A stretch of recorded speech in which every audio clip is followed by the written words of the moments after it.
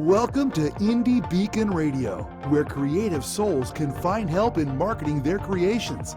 You can send questions for each show on Twitter using the hashtag IndieBeacon. Now sit back and enjoy learning about our guest for this show. This is your host, Charlotte Canion. I'm the award-winning author of You Have to Laugh to Keep from Crying, How to Parent Your Parents. And we will be speaking with Patricia W Fischer. Now, she's known as the author of Real Sexy Laugh Out Loud Romance. Welcome, Patricia. Well, thank you for having me. Can you tell us a little bit about your background, before we dive into all of those wonderful books?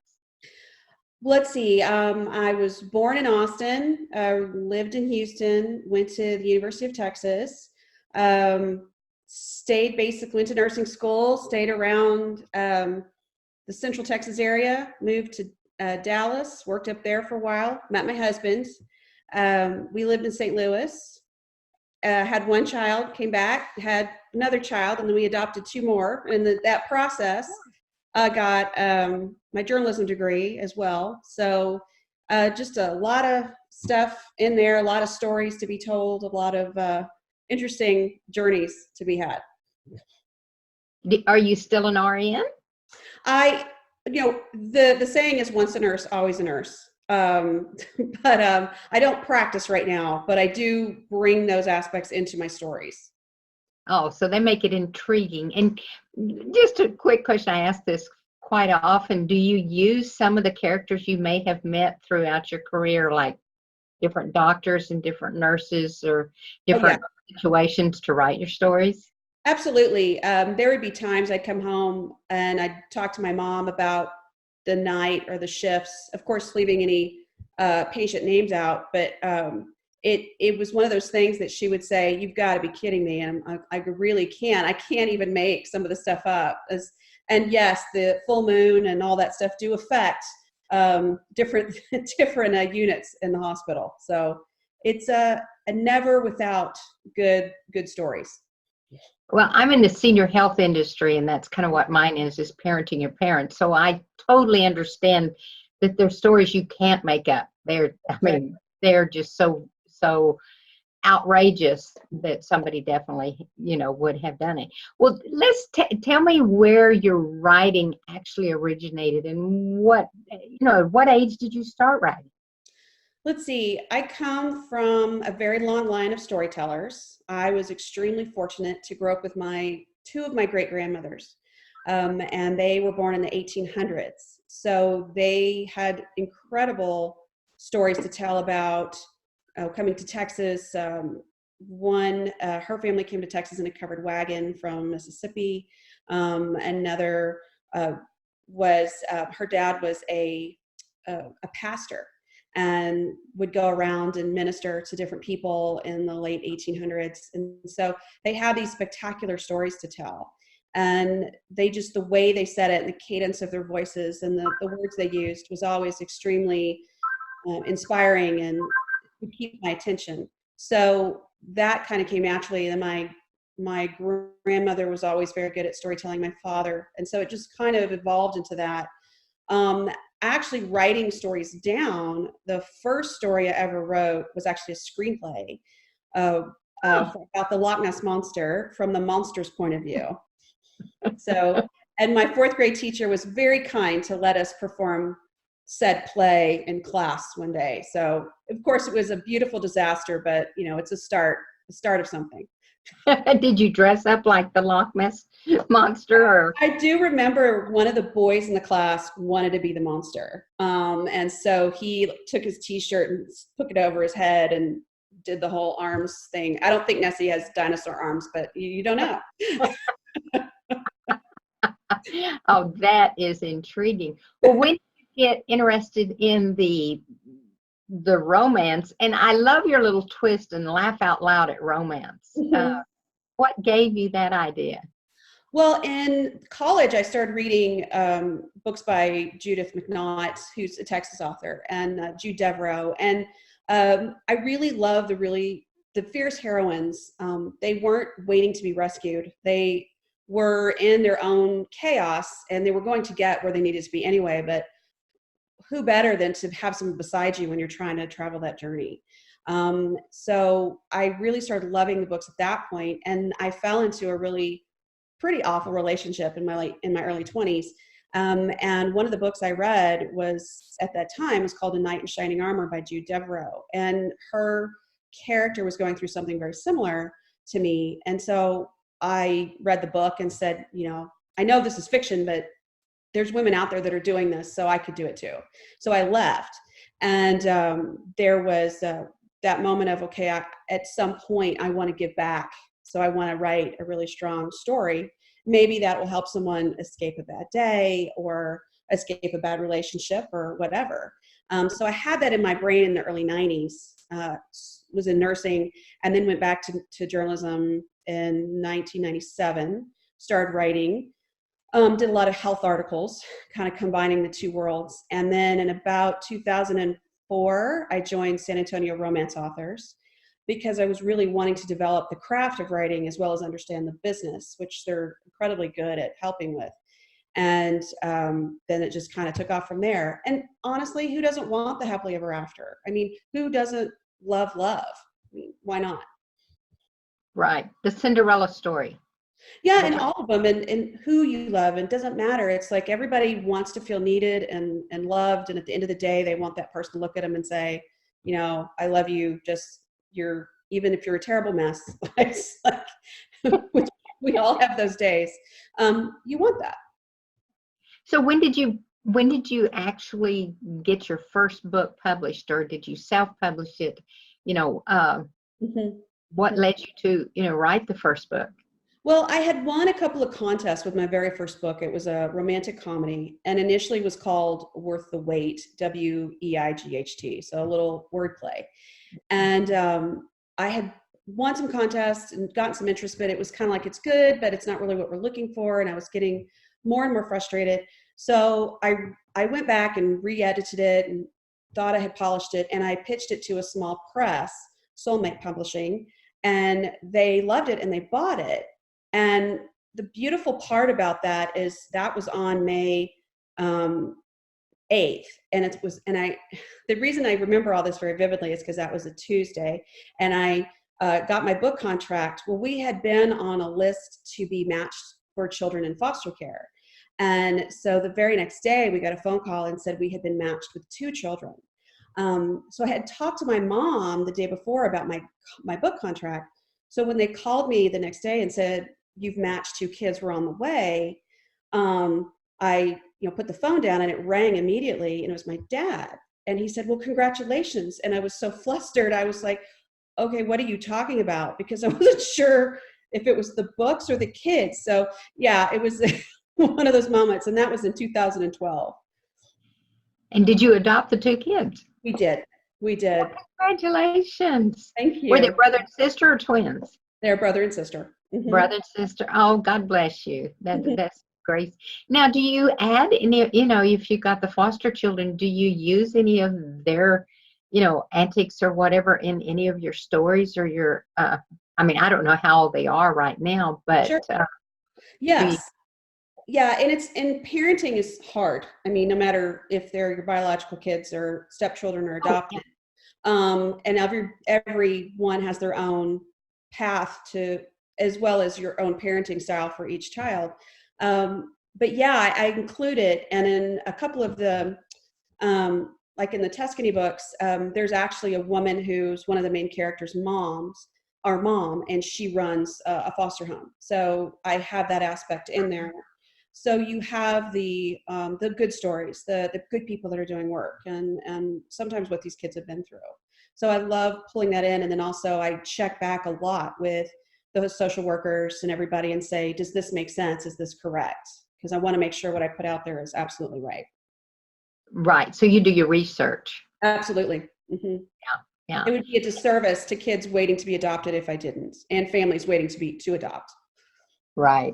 Well, I noticed all your covers. You kind of lean towards kind of sexy half-dressed men. Yes, I do. Was that your idea, or was that someone else that said, and you go, oh yeah, that'd be really cool? Or is it just the romance novel theme that you decided to go, I think it's kind of a mix of both. Because I was doing my indie covers for Tuscany, Texas. So not all of them are, shirtless, but there's definitely a couple involved, and I really wanted to make sure that was obvious. Where you can see some of the romance books with cowboys on the cover, and I'm well aware that most cowboys aren't shirtless because it's hot and sunny and you burn, and there's stickers and all sorts of stuff out in the brush. But it's kind of a mix, and I pull in a lot of my friends and say, does this work? But one of the things that my cover artist did, her name's Tara West. I have a very good friend of mine who's been fighting ovarian cancer, and she puts a teal butterfly on the book cover. So if you look for it, the teal butterfly is always on the Tuscany book cover, and she's just kind of moved it around a little bit, and that's just a little nod to her. Huh. Mm-hmm. So we need to look for that teal butterfly. Is it going to be on the cover of every one of your books? Every one of the Tuscany books, yes. Just the Tuscany books. Now, Just the Tuscany books. do you have others that are out there that are not part of the Tuscany series? Yes, I have a series with Tulay Publishing, and that's there's the Men of Marietta. I have one book there was a series of five different authors. I wrote one of those, and those are about first responders. And then I developed Marietta Medical, which is about the people in the medical, so like Grey's Anatomy type setup in this fictitious town of Marietta, Montana. So I was able to pull in different things and different aspects of medicine. This one's set in the ER. Future ones will be set in different units of the hospital. Now, do you set them all in Texas scenes, or do you use other parts of the country? Well, for the Marietta one, that's actually, that town was developed by author Jane Porter, and she's the founder of Tulay Publishing. So she's pulled in other people to write, and this town is in Montana. But the first book I wrote for them was a San Antonio transplant, was the author, and she got to bring all these delicious, fabulous recipes from her abuelitas and her tias and everything, and so we got to bring all of that flavor to Marietta, Montana. Well, Patricia, this has been wonderful. I want all of our listeners to stay tuned, because we're going to come back and we're going to dig deeper into her Tuscany series. What started as a love letter to her son has become an international love letter for all parents to their children. Now you can read acclaimed author Shanalee Charbonneau's story to your children. When her son was very sick, she calmed him by singing her own song to him. She turned that song into the book, My Mama Loves Me, I'm Her Little Boy. She wrote 3 more magical books for all parents and kids 6 and under. Available at Indie Lecter, Amazon, and all local and national outlets.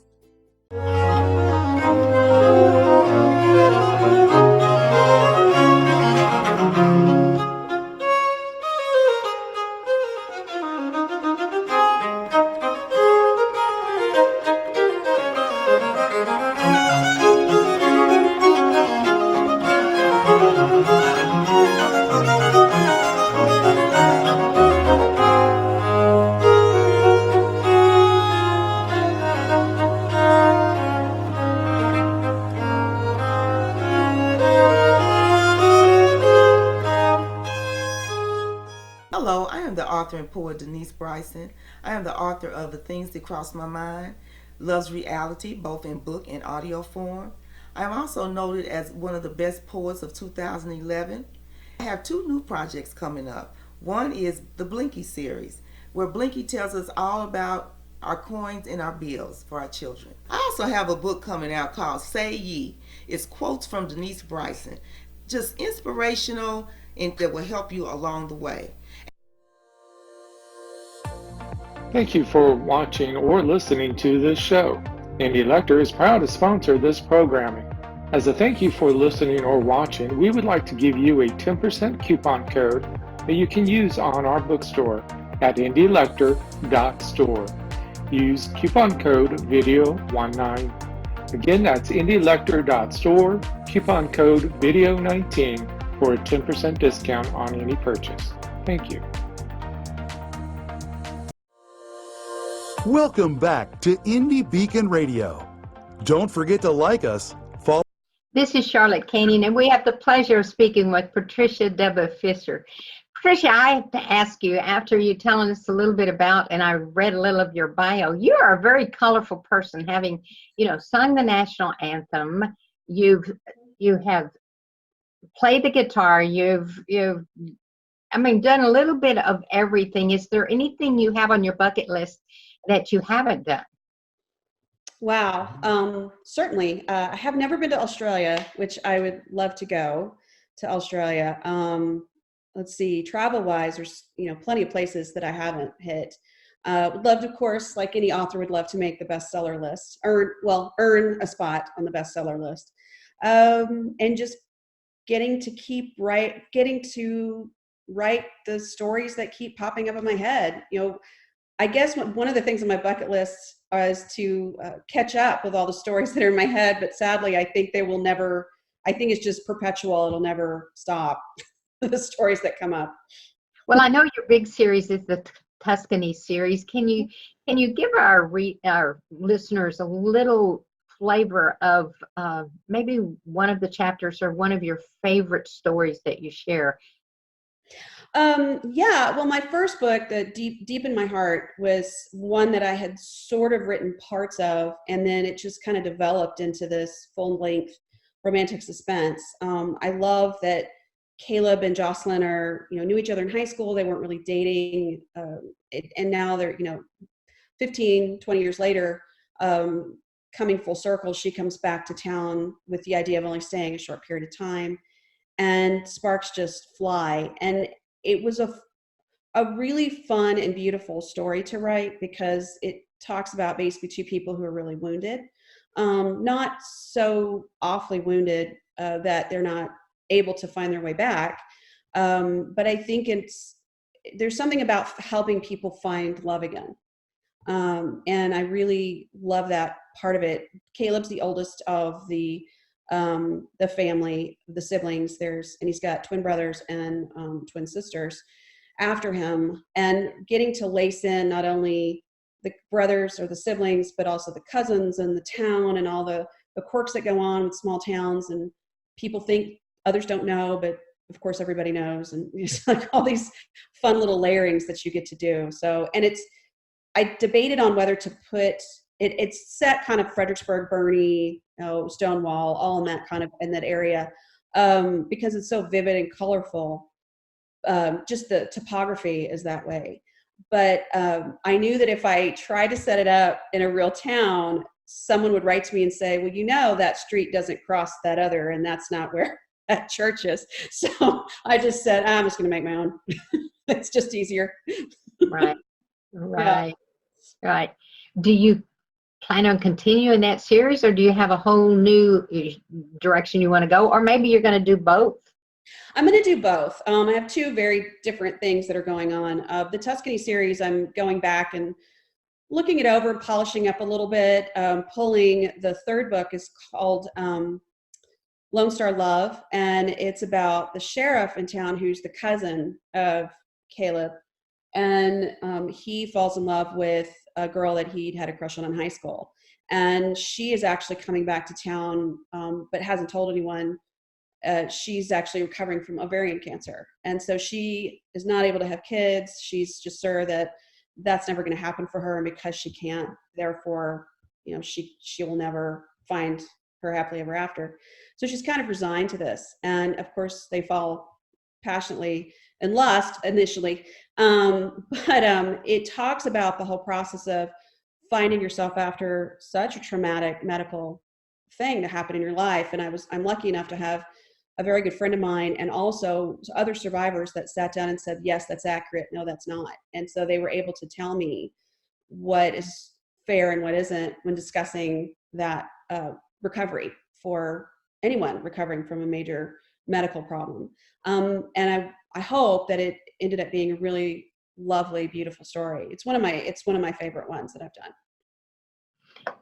If someone else was going to write a series of stories, where would you tell them to start? Using their own, like you used your own medical background, and You said you've used characters. And I would love to think that Caleb does live out there, and you're not going to tell us who he is. I am not. Mm-mm. My secret. You cannot have him.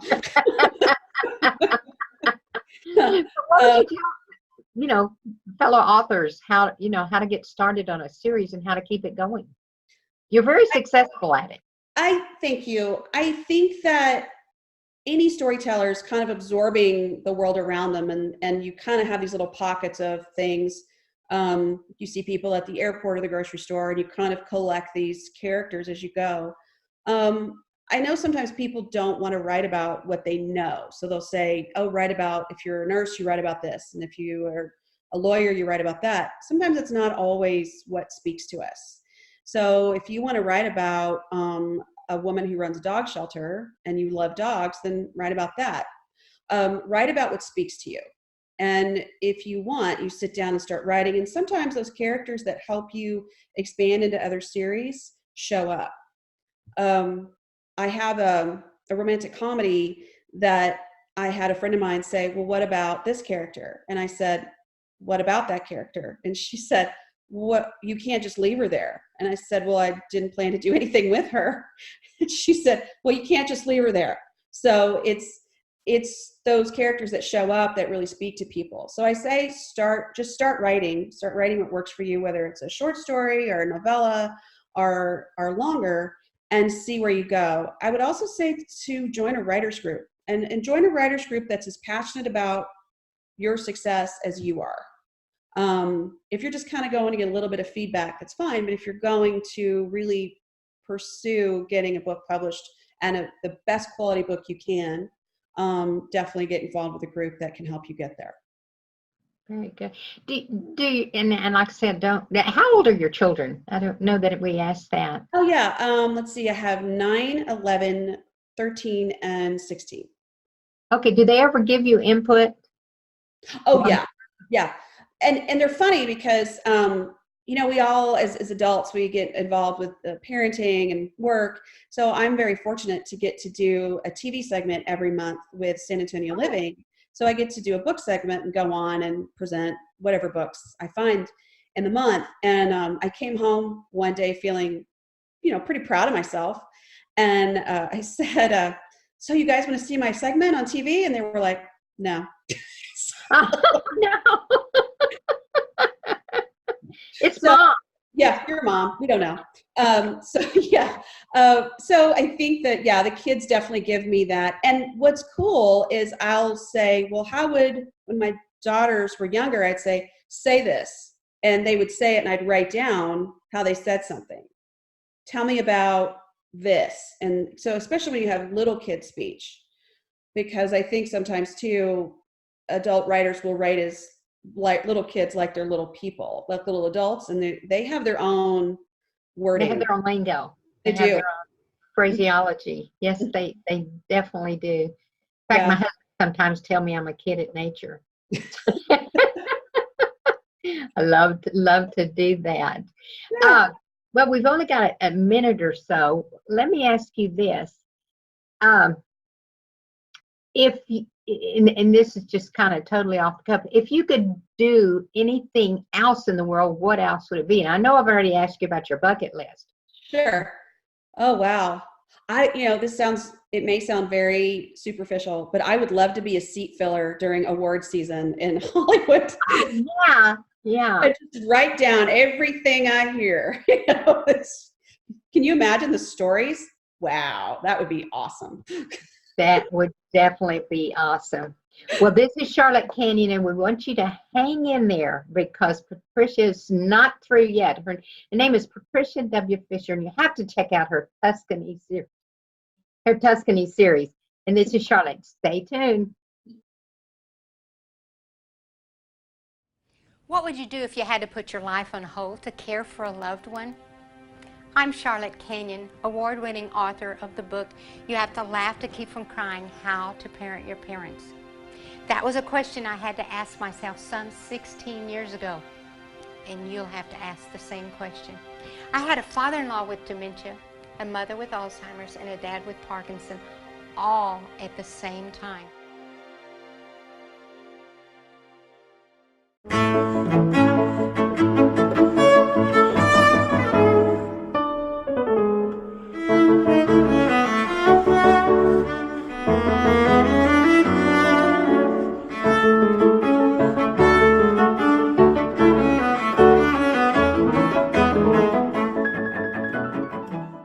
What would you do if you found out everyone on the town council were thieves and murderers? That's what happened in Bandera, Texas in 1873. John Cruder was the marshal, yet he needed to operate outside the law in order to balance the scales of justice. He is the Midnight Marauder. You can find his books on Amazon.com and TopWesterns.com in paperback, digital, and audio. I'm Roy Clinton, and I hope you'll read The Midnight Marauder. Welcome back to Indie Beacon Radio. Don't forget to like us, follow us, or subscribe to one of our many channels.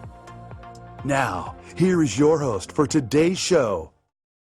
Welcome back.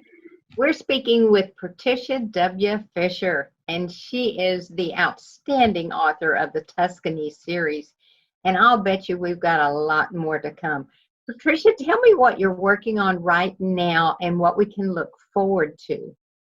So for Tuscany, I am finishing book 5, and then I've had multiple requests to write about another character in there. So like we discussed earlier about how characters show up.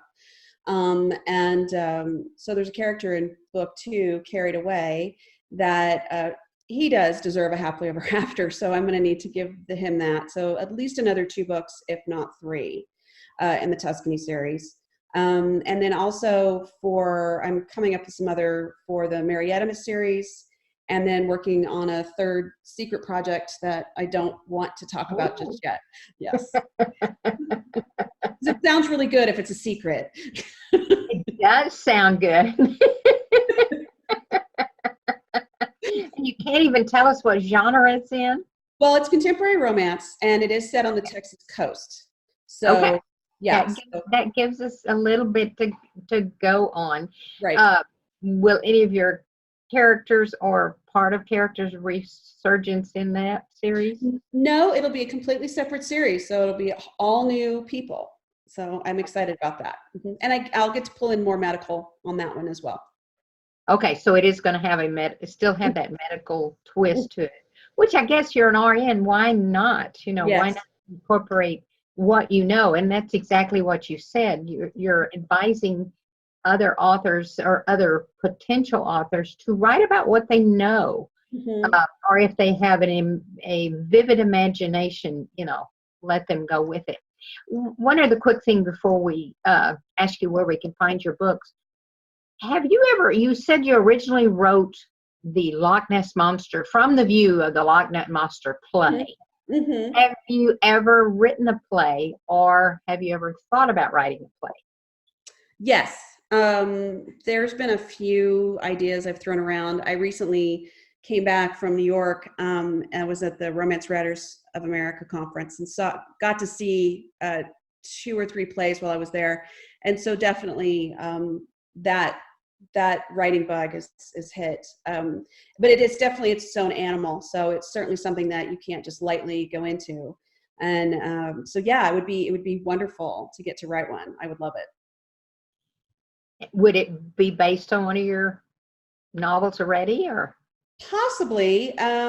There's so many stories about relationships, whether it's parents and kids, or people with each other, or what have you. And so it's kind of narrowing it down to see what would speak the most in a live format.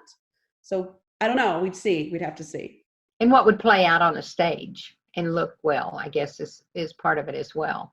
Yes, exactly. And it has to be a strong character-driven story, which is, of course, what the best plays are. Because too many set changes can make things really super complicated. Of course, it can be very expensive. Right. So you really want to stick with something that's very character-driven, so the actors can carry most of the load. Well, Patricia, can you tell us where people can get your books and how they can reach you and find out more about your wonderful story? So my website is patriciawfischer.com. I'm on Facebook as Patricia W Fischer, on Twitter at PAWF1067. I'm on Instagram, Patricia W Fischer author. On Pinterest, Patricia WF. And then also I'm on, Kobo, Nook, Amazon, all the standard ones as well, and Smashwords. And then just look me up. I'm usually somewhere near a computer, so I'm glad to answer anybody's questions or help anybody out. Patricia, it has been a pleasure to speak with you. I've enjoyed it.